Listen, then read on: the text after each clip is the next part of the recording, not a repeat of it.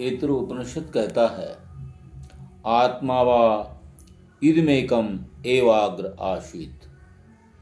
आत्मा जो सर्वव्याप्त है, जीवात्मा और परमात्मा ये भेद केवल उपाधिस्थ है, भेद नहीं है कोई, एक ही परमात्मा सब कहीं व्याप्त है।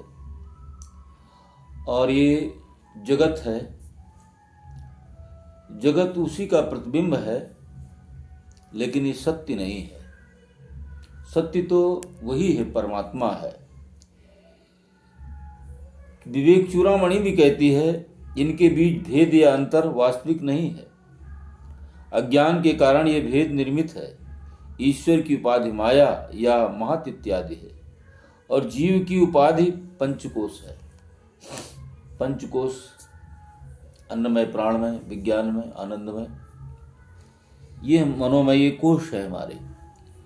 ये मनुष्य की जब तक ये शरीर चलता है तब तक के लिए है, और जब हृदय में उस परमात्मा का आभास हो जाता है तो ये हाड़ मांस अस्थि पंजर है।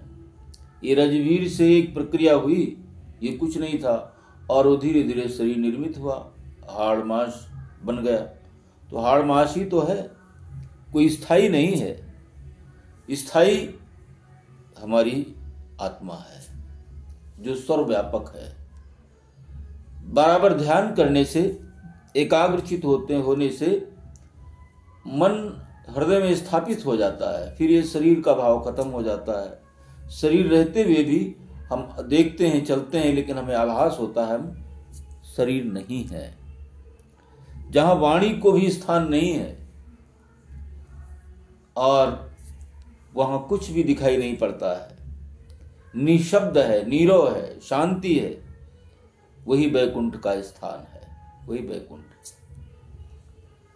विगताम कुंठा यस्सा विकुंठा, विकुंठा एव वैकुंठा। जिससे कुंठा यानी अवरोध नहीं है, वो वैकुंठ में रहता है, आनंद में रहता है, निश्चिंत रहता है।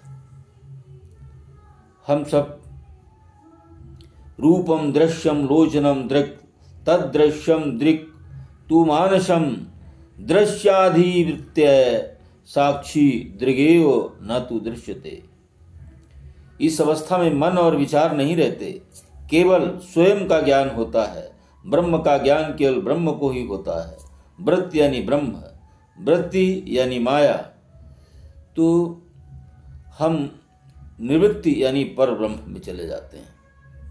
वृत्ति यानी मन और वृत्ति यानी ज्ञान, निवृत्ति यानी किसी का भी सच साक्षित्व नहीं है।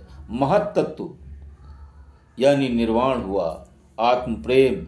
यह ज्ञान गुणों के साथ जहाँ है वहाँ शक्ति है, और उन गुणों को जानने के लिए वह शक्ति कार्य करती है, और उसका आभास होता है, वही सर्वशक्तिमान है और सब में विद्यमान है। ओम नमः शिवाय।